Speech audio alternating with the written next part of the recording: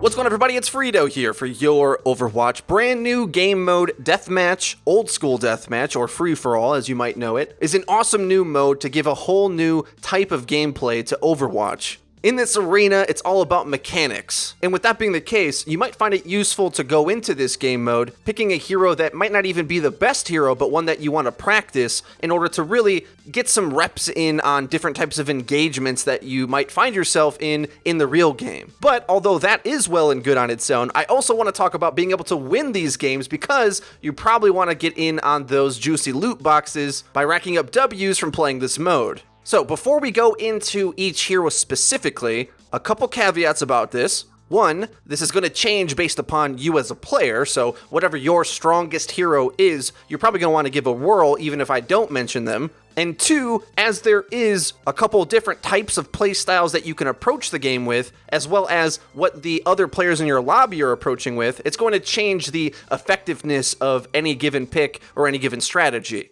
So it's almost more important first for me to describe what those things are before we even discuss what the heroes are. So first, you can either decide to play more cleanup or more zoning and duel centric. What I mean by that is you can find it very effective to lurk around and wait for a duel to break out and then pounce on it, sometimes picking up both characters that were in that duel as they probably traded damage back and forth. So characters that are really good at that type of cleanup can really see some success at racking up kills without actually needing to mechanically outplay as much. Just the game sense alone of having the positioning and timing to come in and, let's just face it, kill steal is what it is, can be an effective way to rack up your score without needing to put in as much work. Now, that works right now, and I don't know if the scoring system might change, but at the very least, as it's set up in the PTR, that definitely is an effective strategy that you can utilize. The other strategy, of course, is to play in a more zoning duel-centric playstyle where whatever character you pick, you're looking to find face-up engagements and win them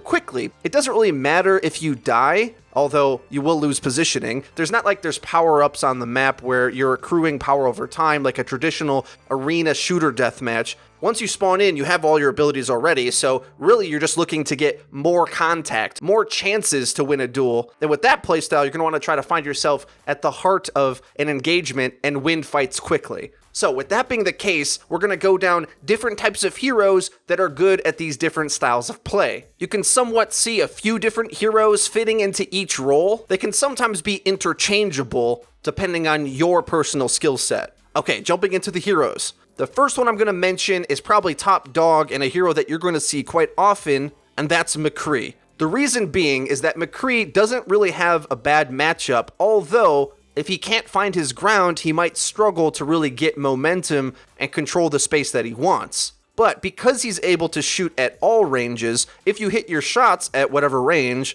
and you have your stun at hand to be able to win a duel instantly with it, McCree can be really scary if you have the mechanics to put in.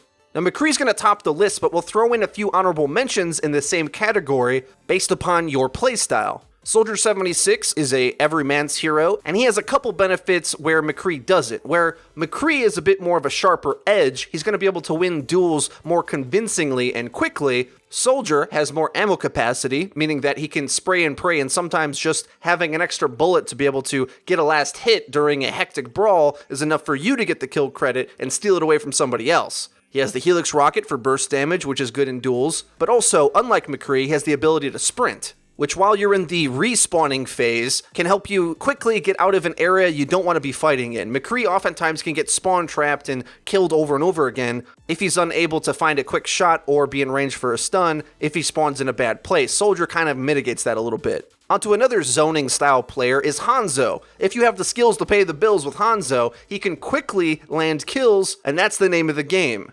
Recon arrows can give you information about where your enemy's coming, and an insta-kill every 8 seconds sounds good on the scoreboard and can be quite useful. Also, whereas in the normal game, dying as Hanzo is such a big detriment that it can be team fight losing, but playing free-for-all, you're not looking to necessarily avoid death as much as you are looking to improve your lethality. Avoiding death is always great because dying is a waste of your time and you need to be killing faster than your enemy. But even if you have some, let's say, questionable moments on Hanzo where you're not really finding your shots, well, you're not like dragging your team down necessarily, because it isn't about the times where you can't find shots, it's about the bursts of time where you're getting really quick kills faster than even McCree or Soldier can get, because a cheeky headshot, cheeky scatter arrow, or even just 2 clean body shots is a really fast time to kill when you do find those shots. Now the last zoning character is a bit interesting, different from the range playstyle, but more of a close range one, and that's going to be Doomfist, because of course, as long as he manages his cooldowns and you play Doomfist well, and don't get caught out without an ability or a wall nearby to slam your opponent into, you're going to find a lot of success with Doomfist. This map especially has a lot of tight corridors, has a lot of sharp angles where you can just pop out and surprise somebody.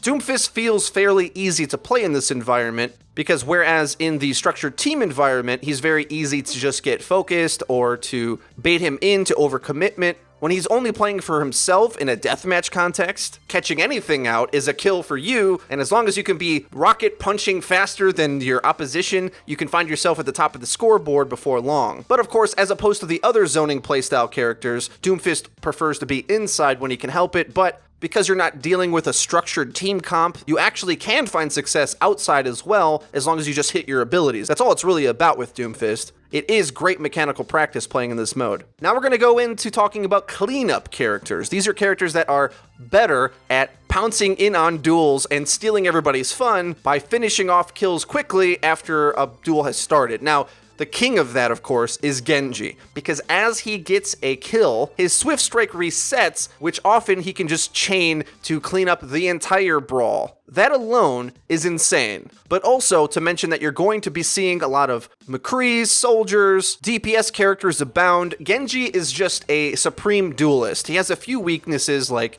Mei's freeze, Winston's Tesla, Zarya's beam. All of these things aren't going to be very big in free-for-all. Those things fit better in a team context. Although if you do play Mei well enough, you probably could fit her into the zoning playstyle as well. You just won't really come across a lot of those hard counters. So if you play Genji good enough, you're going to be able to win 1v1s and clean up, which could just skyrocket your score to take the W. But other cleanup characters work quite well. If you're sick at Tracer, you're going to see success, but I don't actually value her higher than Sombra on this map because you see McCree so often. Sombra doesn't die instantly to a McCree stun, and she can see her enemies when they're weakened through walls, which allows you to really get a positioning advantage and know where the fight is. You can go hunt down stragglers as they're trying to go get health packs, because most characters, after winning a duel, will need to go find health packs in order to regain full health. Well, that's where Sombra comes in. Not only does she remove the health packs from the board, gives her self-healing, she also can stalk her enemy as they're trying to go get the health pack, which she probably has hacked anyway. Sombra is really sick on this mode, and her moderate to slow time to kill doesn't really come into effect because she has the time to be able to empty her entire magazine into an enemy to get a kill. Meaning that her only weakness in having lower DPS than some other picks likely isn't going to come into effect unless you're playing against some really god-tier aimers, where when you get into a duel with them, that they hit headshots too rapidly that your time to kill isn't going to be enough. I didn't spend the time to talk about ultimate abilities because I think they kind of speak for themselves.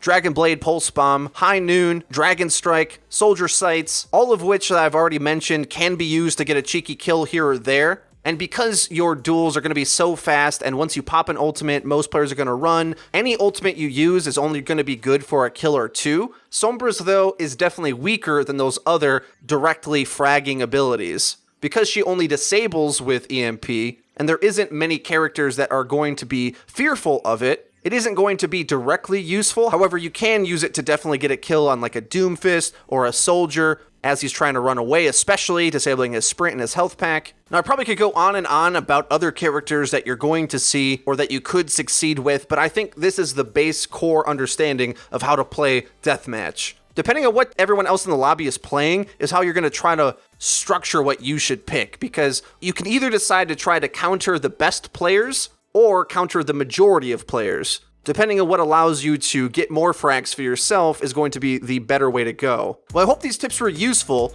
and with any luck, you'll be able to top the leaderboard to win some death matches yourself. If you enjoyed the video and found it helpful, please leave a like. It really does help us out and lets us know that you're enjoying the content. If you haven't already, please subscribe because we upload each and every day, so you're going to want to hit the bell icon so that you get notified when our videos go live. Linked in the description, you can check out our Discord server and our Twitter page where we tweet out news, updates, and dank memes. That's been it for me. I've been FREEDO for Your Overwatch. I'll see you guys next time.